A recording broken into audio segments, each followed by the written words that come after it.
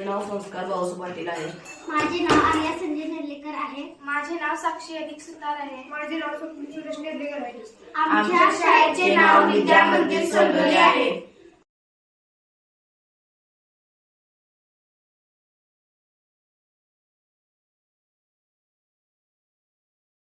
ज्या जिल्ह्यामध्ये राहतो त्या जिल्ह्यामध्ये खूप जास्त पूर येतो. पुरामुळे सगळं जनजीवन विस्कळीत होते. आमच्या गावापासून 1 किलोमीटरहून वारणा नदी वाहते. पाऊस पडला की जास्त पूर येतो. पूर आला की चारही बाजूने गावात पाणी भरते, रस्ते बंद होतात, घरातून पाणी शिरते, 7 ते 8 दिवस लाईट जाते. त्यामुळे शुद्ध पाणी मिळणे ही समस्या निर्माण होते. ही समस्या लक्षात घेऊन मी आणि माझ्या टीमने एक उपकरण तयार केलेलं आहे. या उपकरणाचे नाव आहे पाणी स्वच्छता उपकरण. विकसित भारत अंतर्गत आत्मनिर्भर भारत या संकल्पनेवर आम्ही हा उपाय तयार केला आहे. हे उपकरण कशा प्रकारे काम करते हे आम्ही तुम्हाला दाखवणार आहोत. हे आम्ही बनवलेलं उपकरण आहे. सर्वात वरच्या थराला आम्ही मोठे दगड ठेवलेले आहे.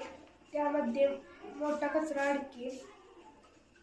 दुसऱ्या थराला आम्ही लहान दगड ठेवलेले आहेत. त्या मोठ्या दगडातून जो कचरा येईल का नाही तो लहान दगडांमध्ये अडकेल.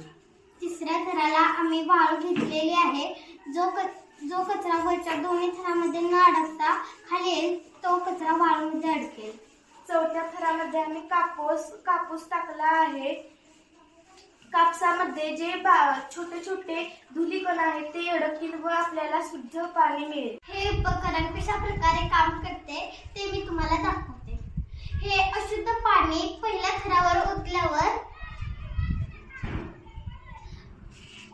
ओतल्यावर जी काही मोठी घाण आहे ती पहिल्या थरामध्ये अडकेल. त्याच्या दुसऱ्या थरामध्ये जी काही लहान घाण आहे ती दुसऱ्या थरामध्ये अडकेल. त्याच्यापेक्षा लहान घाण तिसऱ्या थरामध्ये अडकेल.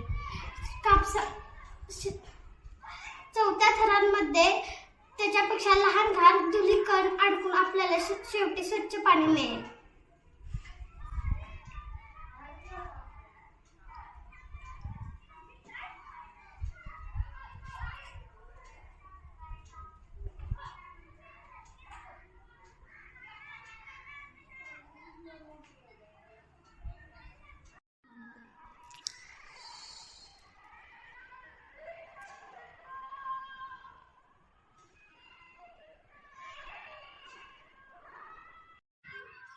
अशा प्रकारे या उपकरणाद्वारे आपण पाणी स्वच्छ करू शकतो.